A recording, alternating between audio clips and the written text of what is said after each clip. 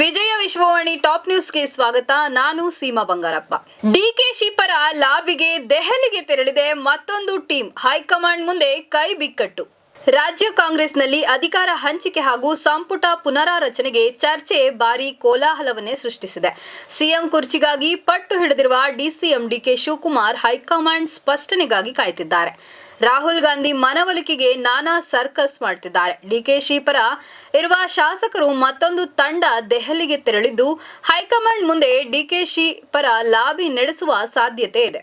High command ಹೇಳಿದಂತೆ ಕೇಳುವೆ ಎಂದ CM. High command 4-5 ತಿಂಗಳ ಹಿಂದೆಯಷ್ಟೇ ಸಚಿವ ಸಂಪುಟ ಪುನರಾರಚನೆ ಮಾಡಿ ಅಂದಿದ್ರು. 2.5 ವರ್ಷ ತುಂಬಲಿ ಆಮೇಲೆ ಮಾಡೋಣ ಅಂದೆ. ಹೈಕಮಾಂಡ್ ಏನು ತೀರ್ಮಾನ ಮಾಡ್ತಾರೋ ಅದರಂತೆ ನಡೆದುಕೊಳ್ಳುತ್ತೇನೆ ಎಂದು ಸಿಎಂ ಸಿದ್ದರಾಮಯ್ಯ ಹೇಳಿದ್ರು. ಬಾಲಿವುಡ್ನ ಎವರ್ಗ್ರೀನ್ ಸ್ಟಾರ್ ನಟ ಧರ್ಮೇಂದ್ರ ವಿಧಿವಶ. ದೀರ್ಘ ಉಸಿರಾಟದ ಸಮಸ್ಯೆಯಿಂದ ಬಳಲುತ್ತಿದ್ದ ಬಾಲಿವುಡ್ನ ಹಿರಿಯ ನಟ evergreen star action king Dharmendra ಅವರು 89ನೇ ವಯಸ್ಸಿನಲ್ಲಿ ವಿಧಿವಶರಾಗಿದ್ದಾರೆ. ಇದೇ ಡಿಸೆಂಬರ್ 8ರಂದು ಅವರು 90ನೇ ವಸಂತಕ್ಕೆ ಕಾಲಿಡಬೇಕಿತ್ತು. ಆದರೆ ಕೆಲವು ತಿಂಗಳುಗಳಿಂದಲೂ ದೀರ್ಘ ಉಸಿರಾಟದ ಸಮಸ್ಯೆಯಿಂದ ಬಳಲುತ್ತಿದ್ದ ಧರ್ಮೇಂದ್ರ ಅವರು ಇಂದು ಮುಂಬೈನ ನಿವಾಸದಲ್ಲಿ ನಿಧನ ಹೊಂದಿದ್ದಾರೆ. ಭಾರತದ 53ನೇ ಸಿಜೆಐ ಆಗಿ ನ್ಯಾಯಮೂರ್ತಿ ಸೂರ್ಯಕಾಂತ್ ಪ್ರಮಾಣ ವಚನ ಸ್ವೀಕಾರ. ಹಿಂದಿನ ಸಿಜೆಐ ಬಿಆರ್ ಗವಾಯ್ ಅವರು ಭಾನುವಾರ ನಿವೃತ್ತರಾಗಿದ್ದಾರೆ. ಅವರ ಸ್ಥಾನಕ್ಕೆ 63 ವರ್ಷದ ನ್ಯಾಯಮೂರ್ತಿ ಸೂರ್ಯಕಾಂತ್ ಅವರು ಆಯ್ಕೆಯಾಗಿದ್ದಾರೆ.